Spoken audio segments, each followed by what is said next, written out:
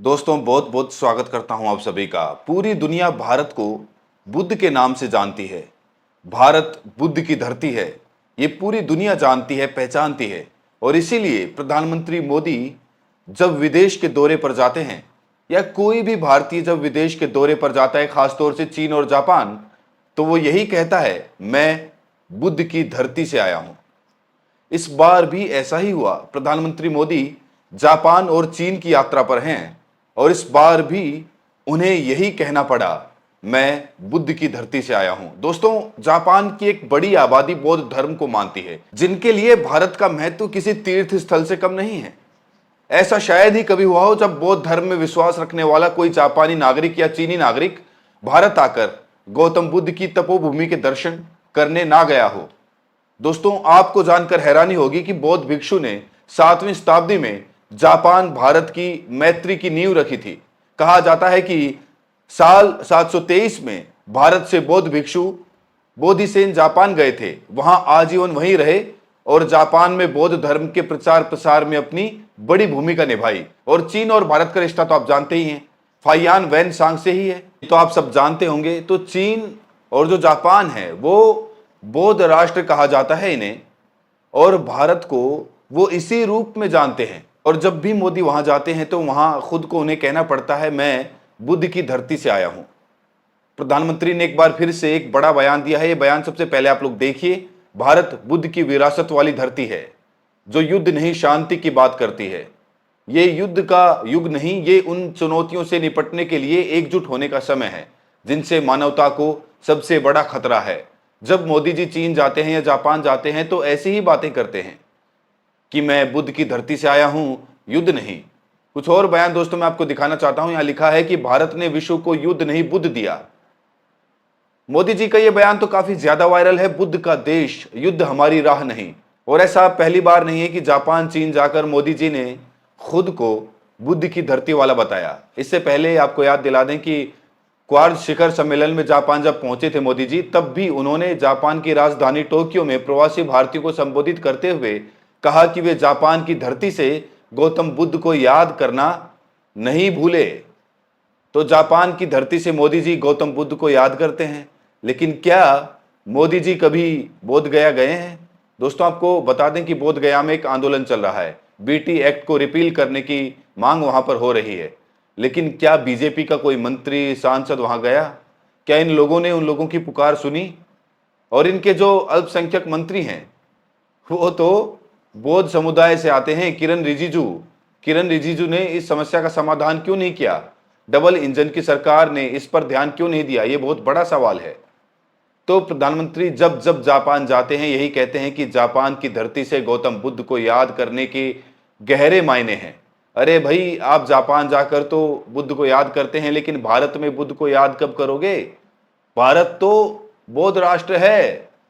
भारत तो सदियों से ही बौद्ध राष्ट्र था। तो जिस भारत को बुद्ध के नाम से जाना जाता है, जब आप देश में रहते हैं, जब रैली करते हैं, तो फिर बुद्ध क्यों याद नहीं आते हैं? तब तो राम के नाम पर वोट मांगे जाते हैं, शिव के नाम पर वोट मांगे जाते हैं, हिंदू मुस्लिम मंदिर मस्जिद के नाम पर वोट मांगे जाते हैं।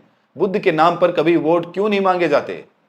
और क्या कभी इनके समर्थकों ने बौद्ध राष्ट्र की डिमांड रखी? कभी नहीं। हिंदू राष्ट्र चाहिए, हमें तो हिंदू राष्ट्र चाहिए, इस तरह की डिमांड ये लोग करते रहते हैं। लेकिन भारत में रहकर इन्होंने कभी भी बुद्ध को उस तरीके से दिल से याद नहीं किया। सिर्फ मोदी जी ही नहीं दोस्तों, अभी पिछले दिनों क्या हुआ कि मध्य प्रदेश के मुख्यमंत्री जो मोहन यादव हैं, ओबीसी समाज से आते हैं, पिछड़े वर्ग से आते हैं, वो भी गए थे जापान की यात्रा पर। 4 दिवसीय जापान की यात्रा पर गए थे। तस्वीरें आप देख सकते हैं यहाँ पर। इन्होंने वहां पर एक बड़ा बयान दिया था। जापान के लोग बड़े गर्व के साथ कहते हैं कि गौतम बुद्ध भारत से आए थे। तो पूरी दुनिया भारत को बुद्ध के नाम से जानती है। लेकिन दोस्तों, ये बड़ी विडंबना है कि हमारे नेताओं ने बुद्ध को भुला दिया। बुद्ध का कभी ये लोग जिक्र तक नहीं करते। विदेश में ये बुद्ध का सहारा लेते हैं, कहते हैं कि युद्ध नहीं बुद्ध चाहिए।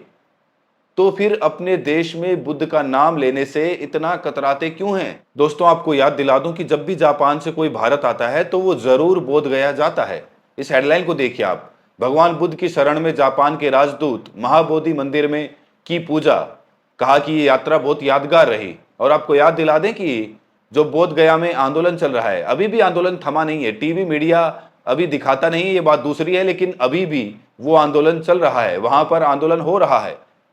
और देश दुनिया के तमाम लोग ये समझ रहे हैं कि यहां पर ये जो विरासत है, बुद्ध की विरासत है, बौद्धों को ये समर्पित करनी चाहिए। लेकिन दोस्तों, एक कानून है बीटी एक्ट 1949, उसी की वजह से जो बोध गया का महाबोधि टेम्पल है उस पर बवाल खड़ा हुआ है, विवाद खड़ा हुआ है, और बुद्धिस्टों को अभी तक इसे नहीं सौंपा गया है।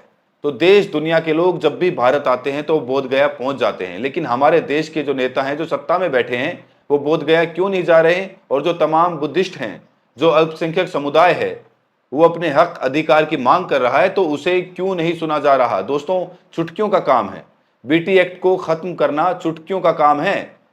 इन लोगों को आप देखिए किस तरीके से सियासत खेल रहे हैं। बाहर जाएंगे तो बुद्ध बुद्ध करेंगे, अपने देश में बुद्ध को भूल जाएंगे। और इस बीच बीजेपी आईटी सेल एक बार फिर से सुर्खियों में है दोस्तों। जैसे ही मोदी जी चाइना पहुंचे, बीजेपी आईटी सेल ने अपना कारनामा कर दिखाया। वही फर्जी खबरें फैला देना बीजेपी आईटी सेल का तो काम है, प्रोपोगेंडा, फर्जी खबरें फैलाना। ये देखिए, एक तस्वीर सामने आ रही है, मोदी जी का कहा जा रहा है कि वेलकम चाइना में उस तरीके से नहीं हुआ, तो इन लोगों ने खुद ही एक तस्वीर वायरल कर दी। बीजेपी आईटी सेल का ये नया कारनामा है। चीन में मोदी के भव्य स्वागत की फेक फोटोशॉप तस्वीरें वायरल कर दी और कहा जा रहा है कि मोदी मतलब फेक प्रोपोगेंडा पर टिका नेता। चीन को क्लीन चिट देने के बाद चीन यात्रा पर हैं मोदी जी। मोदी जी की चीन यात्रा पर कोई स्वागत नहीं हुआ, इसीलिए ये फर्जी प्रोपोगेंडा चलाना पड़ रहा है बीजेपी आईटी सेल को। बीजेपी पूरी तरह से एक्सपोज हो चुकी है। सोचिए दोस्तों, जब युद्ध चल रहा था, जब ऑपरेशन सिंदूर चल रहा था, तो कहा जा रहा है कि चीन पाकिस्तान की मदद कर रहा था, और फिर से मोदी जी चीन की यात्रा पर चले गए। क्या है ये विदेश नीति? कौन सी विदेश नीति है ये? समझ से परे है दोस्तों। कहा जा रहा है कि विदेश नीति कोई समझ ही नहीं पा रहा। कभी ये अमेरिका के पाले में जाएंगे, कभी ये चीन के साथ दिखेंगे, कभी ये जापान चले जाएंगे। हालांकि जापान से हमारे रिश्ते काफी मजबूत रहे हैं। और दोस्तों, इस बीच गोदी मीडिया गजब का दोगलापन दिखा रहा है। सबसे पहले आप इस खबर को देखिए। गोदी मीडिया क्या कर रहा है? जब मोदी जी अमेरिका जाते हैं, ट्रंप के साथ जाते हैं, तो ये लोग क्या चीख चीख कर बताते हैं? कहते हैं कि ट्रंप मोदी की दोस्ती, टेंशन में जिनपिंग। और जब मोदी जी चाइना चले जाते हैं तो ये लोग कहते हैं कि भारत चीन का बड़ा प्लान, ट्रंप हिल जाएंगे। तो दोस्तों, ये चिन्हा नाम का एंकर है, बड़ा ही फर्जी पत्रकार है। ये झूठ की मशीन है। चाटने में चाटुकार नंबर 1 है। कहा जाता है कि चाटने में इसने सबको, सुधीर, अंजना, अर्नब और अमीश को, सबको पीछे छोड़ दिया। दोस्तों, इसके दोगलेपन की मैं आपको एक वीडियो दिखाने जा रहा हूं। जिनपिंग टेंशन में, क्योंकि उनको उनके ट्रंप से अच्छे रिश्ते नहीं, और न भारत से। जिनपिंग को पता है कि अब ये जोड़ी मिलकर उसे पानी पिलाएगी।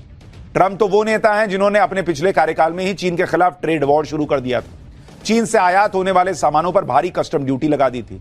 इससे अमेरिका में चीन का सामान बिकना मुश्किल हो गया था। चुनावी अभियान में ट्रंप चीन के सामान पर 60% टैरिफ लगाने की बात ऑलरेडी कह चुके हैं, जबकि अन्य देशों पर यह टैरिफ 10% तक रहता है।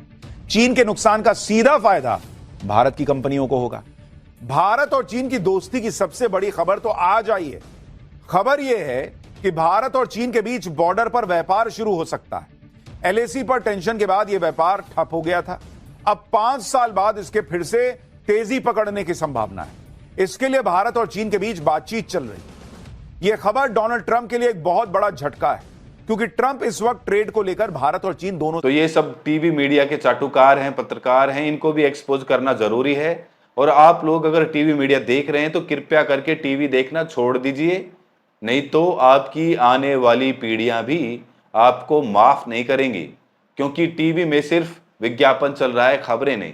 तो मोदी जी एक बार फिर से बुद्ध की वजह से सुर्खियों में है। जापान जाकर, चीन जाकर बुद्ध की तारीफ करते हैं, लेकिन अपने देश में बुद्ध को याद क्यों नहीं करते, ये बड़ा सवाल है। क्या जब बिहार की रैली करेंगे, बोध गया जाएंगे, क्या जो अल्पसंख्यक समुदाय है, जो अपने हक अधिकारों की मांग कर रहा है, आंदोलन कर रहा है, क्या उनके आंदोलन में भी जाएंगे? क्या उनके मामलों पर संज्ञान लेंगे? ये बड़ा सवाल है। तभी माने जाएंगे कि आप असली बुद्ध के पुजारी हैं। बहरहाल दोस्तों, इस वीडियो में इतना ही। मोदी जी जिस तरीके से विदेश जाकर बुद्ध को याद कर रहे हैं, इसके पीछे की वजह क्या है? प्रतिक्रिया जरूर दें। बहुत बहुत शुक्रिया।